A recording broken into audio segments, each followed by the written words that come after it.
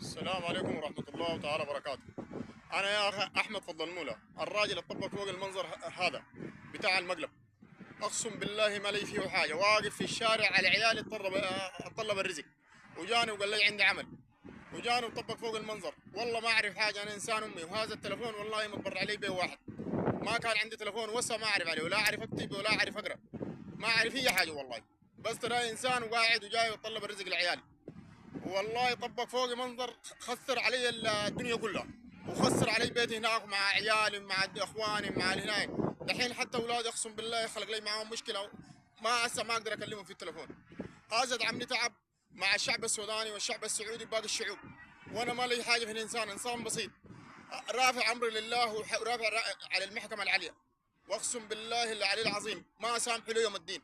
وهذا جاني يوم الخميس وقال لي سامحني، وقلت له يا اخي انا ما انا سامحك، اولادي دحين